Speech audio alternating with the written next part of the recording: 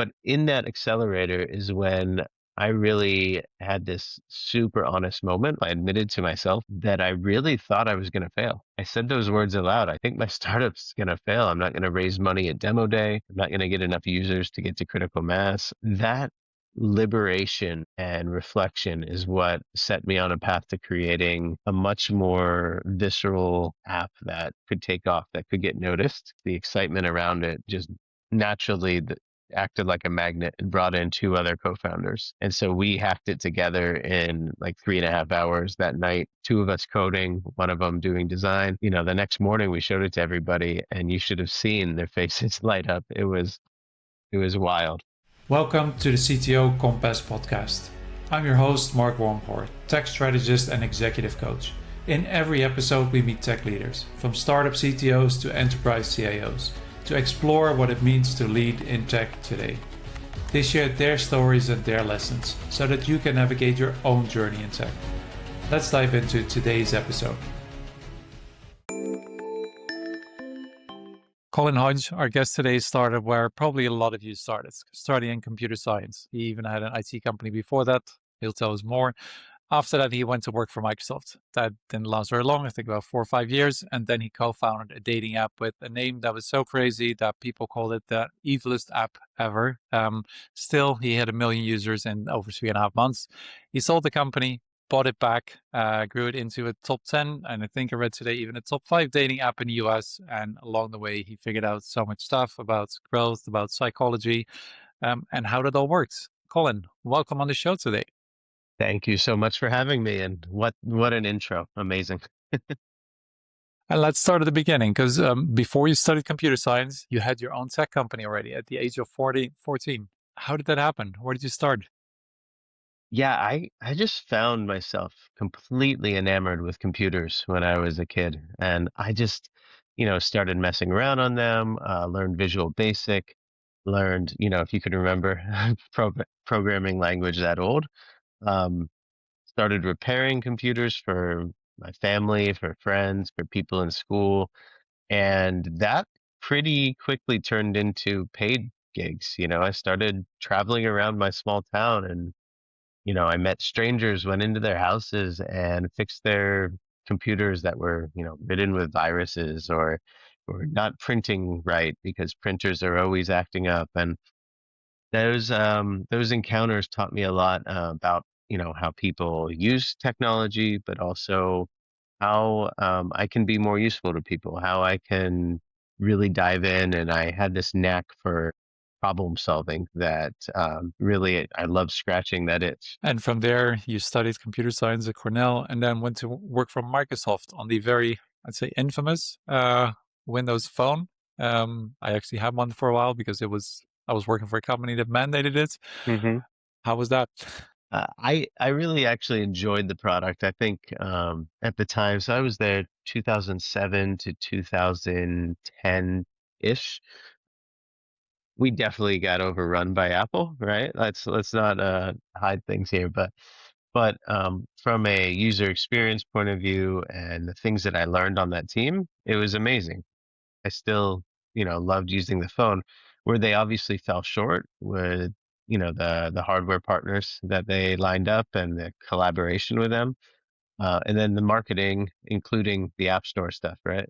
So they got overrun there. But what I loved about it was I was a software engineer in test, so I was doing a lot of programming and a lot of problem solving and things. I was responsible for the battery life. So if your device lasted more than a few hours, you're welcome. If it didn't, my apologies. I think that was actually the good part about the Windows Phone, that it had much better battery life than Apple or Android had at the time. Nice. Okay, so we had one good thing going for us. And from there, a lot of people would stay around. You actually went startup. How did you go from Microsoft to going to an incubator and actually launching your first startup? So while I was working on Windows Phone, I started to get this curiosity about basically having more impact and control over the projects I was working on. So, I did what any dev would do in that environment. I started making apps for the phone. So when I did that, I made 2 or 3 of my own. And then some other people I was talking to wanted me to build apps for them. I did a trivia app, which did pretty well for that publisher. And then I figured, okay, I actually know how to do this. I have enough confidence to strike out on my own, start to make a business out of it. And when I did that, what I found was I was way, way like more enamored with the marketing and the product aspects than I was the coding, but I still knew how to code. So I did everything myself. But I really went in deep on how do I get an app to get noticed? How do I start to, build a product that is a lower friction, smoother experience for users? And then the story that everyone loves or loves to hear, you launched, well, uh, let's hold it down. How did you launch that app? What happened? Yeah, so I guess from an early age, I was always curious about the basically the sociology we have. Why do we interact the way we do with other people? How do we meet our potential mates, and what causes attraction? All this stuff. So with that, I noticed that most of the dating sites I had used, this was pre-dating apps. So most of them were inadequate or, super elaborate and clunky to use.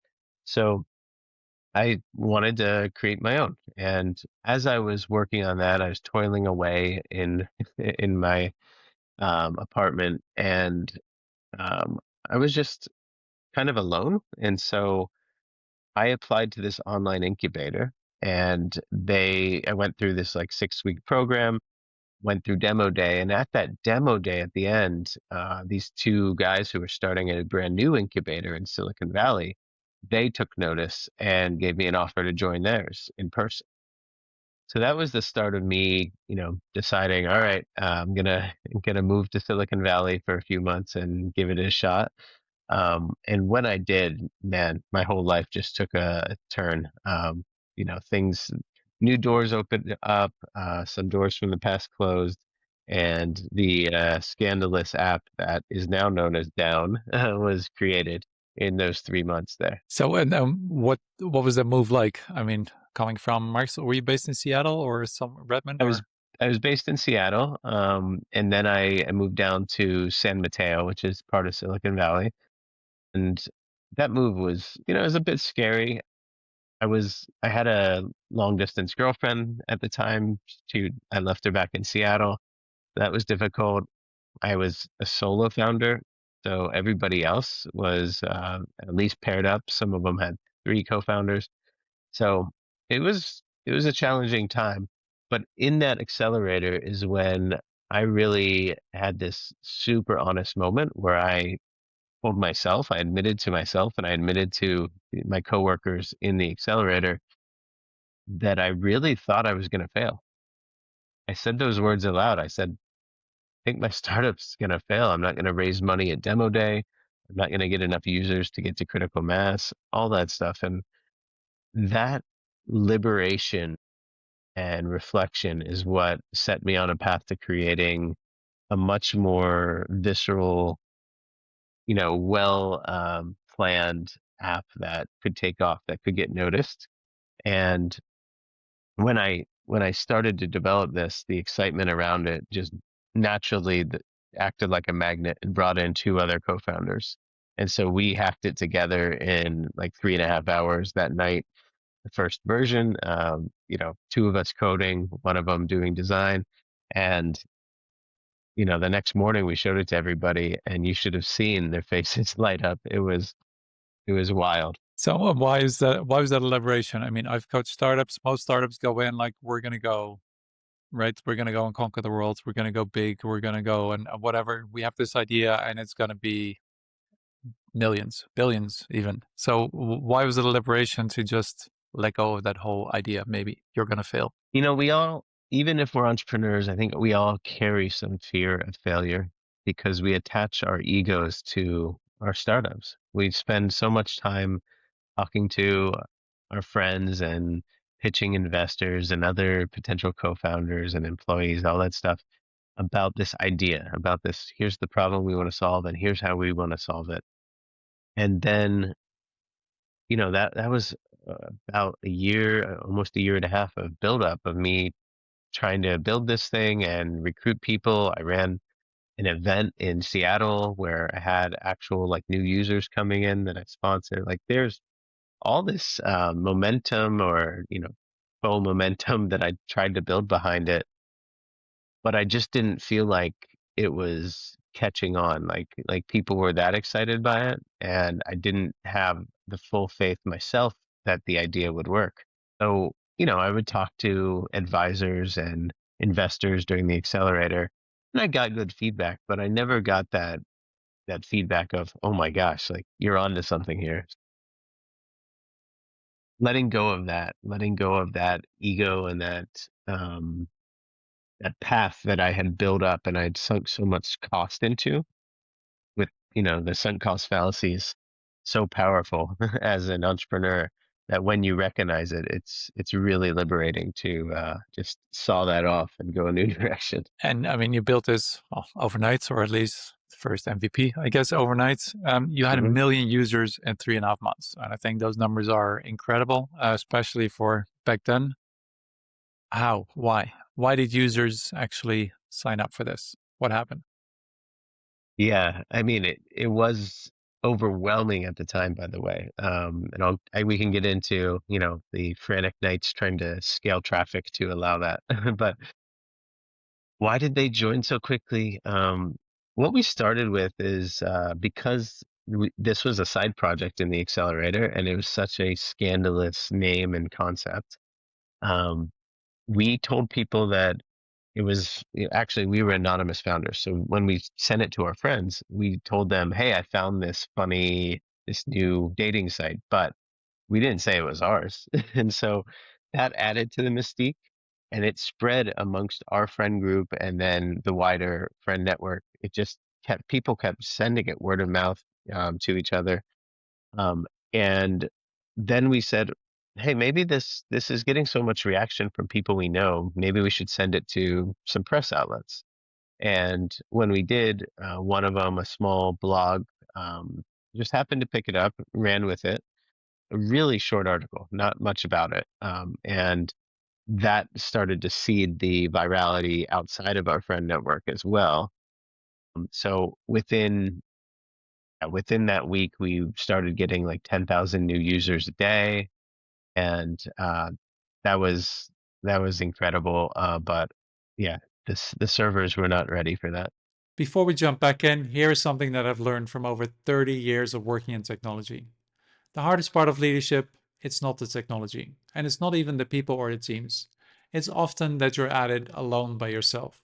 There's no one in the room that fully gets what you're dealing with. There's no one that you can trust to discuss your decisions with. If that sounds familiar, find me on LinkedIn, Mark Wormcore, and tell me what's in your mind. There's no pitch, just a discussion with somebody who's sat in a chair as well. Let's get back to it. And just for everyone listening, what was the app's name and what did it do? Why was it scandalous? Okay, I thought we were keeping it secret for your No, audience. everybody wants to know. I'm sure they want to know now. Yeah. So the name was Bang with Friends. And the concept was this was back in the Facebook app era, right? So lots of Facebook games and all that stuff. And you could plug directly into your network on Facebook and interact with your friends or even meet people like we did, facilitate connecting people beyond your friends. So the concept originally was what if you could discover which of your Facebook friends wanted to hook up with you and do it in a secret way that if you both liked each other, will connect you. But if it's only one way, if it's not reciprocated, it's a secret. And that curiosity, that angle of discovering these hidden sex partners and fun you can have within your friend group, that really exploded. And we got featured across the world, got called the most evil app by, I think, some cardinal or bishop in the Catholic Church.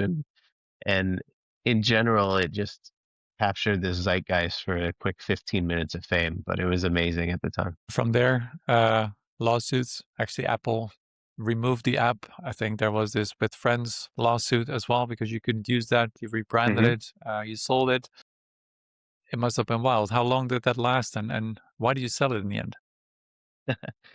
So Apple, we actually didn't launch originally on Apple. We were just that Facebook app, and then 3.5, 4 months later, 4 months later, yeah, we launched on Apple, and we very quickly rose above all the other dating apps, above Tinder, above that stuff.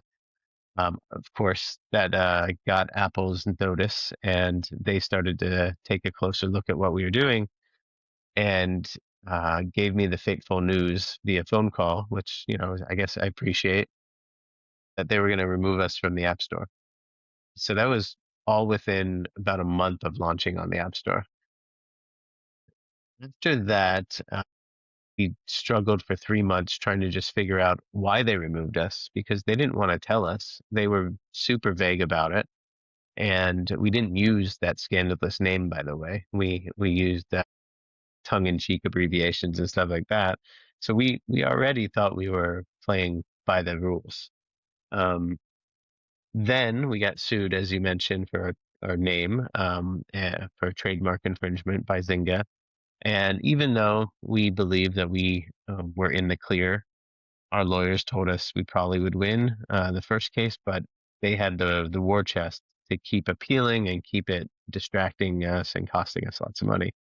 So all of this happened within our first 6 months of launch, and we ended up changing the name shortly after that. I'm glad we did. We had been talking with a few of our investors and advisors about changing it anyway, but because we wanted like a wider, more applicable thing that we could expand to, more types of dating, to beyond just friends, and maybe even activities beyond just banging. So um, we did all that within 6 months, and then the name change happened over the next 3 months. So let's call it the first 9 months of existing. And was it still just the three of you at that point? So the wild thing is, my two co-founders, they stayed on their other startups, their other projects. And so they helped out a lot in those first few weeks, and then it kind of petered out, and I went back to being mostly a solo founder. I am very grateful for their contributions, and one of them introduced me to one of the guys who's now my best friend. He ended up being our first real designer, and then we bought our company back, and many years later. So now he's my business partner. Cool. And I think from all of this, you've just launched your book. Um, it's all about growth. Tell us what the book is about and how this story that you just told comes back in a book. Absolutely. So I figured out over my 20-year career that the common thread through all my successes and my failures is whether I understood user psychology or not. And so your consumers, they're people that are going through so many things in their lives, and meeting them in the moment that they're at, in their mood and who they are is absolutely crucial to doing the three things that an entrepreneur needs to do. And those three things are pretty simple, right? It's acquire users, it is retain your users, figure out a way to get them to come back, and it's grow the value of your users. To do those three things, you need to understand how they think and who they are. And that's why I piece together all these amazing different case studies and angles and 65 cognitive biases and psychological levers we can use to make our product better, more appealing, and more successful. And this isn't just from the Down app. You've done quite a few other successful launches or growths after that. Tell us about those as well and how you've applied the lessons there, which are very different platforms. Yeah, yeah, absolutely. So I was lucky enough to work on a few different companies, and one of them was Down. Down now has 17 million users. So that's almost all organic, and we've grown it the hard way, let's say. Um, I also worked on a live streaming app, which is the top live streaming video app in Asia. And we grew that to over 100 million users. And I was the chief growth officer for a few years there. So that is a big switch compared to the dating world. A lot of people might think it's similar, but it's so different because you're really working with it's a people business. You're working with the content creators, the streamers, and trying to recruit them, trying to optimize how they're providing content. And then you're getting into the mindset of these consumers, these viewers who, have much like the gaming industry, you have a lot of whales who spend a lot of money and are super attached to everything. Then you have the rest. So you need to get into these mindsets of all the different players here, and you have, of course, financial incentives at play because the content creators earn a lot of money and earn contests. So just a crash course in a two-sided market that's not dating, and doing it in a language and a culture that I didn't yet understand or speak. So Mandarin, I was in Taiwan, so now I know Mandarin a decent amount, but it's not an easy challenge when you have to run marketing and growth in a new language. So, what are the lessons that just apply from dating that also go to live streaming video? Yeah, so what I love about the psychology of growth is that it really is applicable to almost any business. We see it in our everyday like physical world too. If you go to the cafe, if you go to a restaurant, there are all these different levers you can use. And so, to give you an example, I talk about in the book how you should never order the second cheapest bottle of wine at a restaurant, because using pricing strategy, most restaurants are using that bottle as their highest margin bottle because they know most of us don't want to appear cheap and get the absolute cheapest one. So I talk about that in the book and how it's everywhere from cafes to restaurants to technology to hardware, etc. Um, the commonalities between live streaming and dating are, of course, you have this emotional connection with somebody else. So there's a lot of this, some of it is attraction, some of it is how they make you feel on the other end. So we encourage our users on and down to, send better messages, to be, very active and be timely with their messages. We have to think about how we time those push notifications and messages to our users. Same thing in live streaming. They're building a relationship. It's a different type of relationship. They're building that. So we try to help the streamers to build more of a connection with who they're talking to, and clear the way for them to understand, who their users are. On the other hand, if you're a viewer, for them to understand the value of watching interactive media versus passive media. And to what extent, because this is all very B2C, to what extent do the lessons in the book or the lessons you talk about apply to B2B as well? Because it's very different. Yeah, absolutely. B2B, just I talk in the book about how there's a psychology of negotiation that I think is very apt for B2B. But beyond that, most B2B, you're still selling a product. You're still building a product that you want humans to use for the most part. We're not to AI yet. And when we're building those products, we want to think about how do we remove the bad friction and add some good friction. How do we, how do we nudge users and frame their decisions so that they upgrade more, but also get more value out of the product and get on the path to success using the product? So all this stuff still applies to B2B, and I work with a few different B2B startups, things that everywhere from, some a phone call recording product that helps you to run your sales team to, um, a hardware product that I hope to be helping launch. And so it's definitely not just a consumer thing. It's anything you're building for humans. You need to understand the psychology. A quick one before we continue. If you're getting something out of this conversation, please hit the subscribe button below. That way, other tech leaders can find us as well. I would really appreciate it. Let's get back to it. Most startup founders that I've met, they love their product. The product is everything. They have some understanding or love for the problem that they're solving.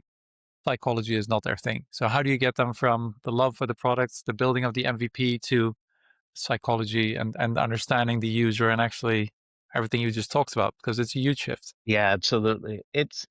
The way I like to talk to startup founders and the marketers or product people on their teams is this is a foundation you can add that makes all of the product decisions, marketing efforts, and your growth as a startup a lot easier. And it feels a lot less frantic and a lot less like you're just chasing the latest thing or copying your competitors.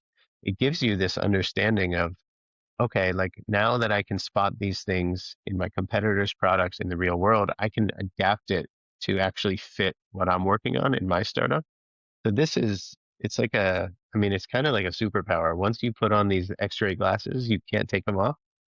And because you do that, then everything, your everyday work gets a lot easier. Your success rate when you take shots on a new product feature or on marketing channel is going to go up. Now, it's not a guarantee. It doesn't make everything 100% because even the best behavioral scientists, they still get it wrong. That's why we experiment and we test things, but it increases your hit rate and it makes it just feel that much easier to spot, okay, I know how to improve this funnel or I know how to improve the user experience, etc.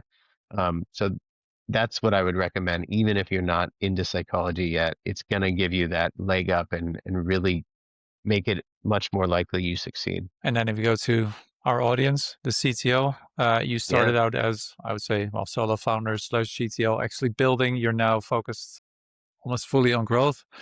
What would you advise to a startup CTO? Should they get into this? Should they focus on psychology, start learning, or just focus on building a product and let their CEO or chief growth officer or whoever it is focus on the users and growth? It really depends how many hats you're wearing. But I've found even the most technical leaders we have, if they have anybody on their team, they have anybody they're managing, then it really does help to understand the psychology because this stuff comes into play with your team and um, the other devs you're managing to the the product people, the CEO, the others that you're going to be dealing with um, on a daily basis, right? So definitely, I think it's useful for you. Um, I also think there's a lot of inspiration in the book. I hope in the stories and the fun adventures that I can tell about being in the trenches as a startup founder, as a technical startup founder. Look, I mean, I studied computer science in engineering. I coded most of my life until this thing really took off. And then I apologize to my devs currently. They know that most of the code there was from me. And so they're still dealing with it. But I found it opens like a new lens into how to be a better manager and how to be a better CTO, CEO, anything within the startup. Cool. Now let's shift a little bit. Of course, the question everybody wants to know about is AI. I ask almost everyone. And I think one of the things that you've said is that now that everybody has AI, it's almost that the shift comes to who understands people best. How do you see this with the startups that you coach? What's the shift that's happening with them?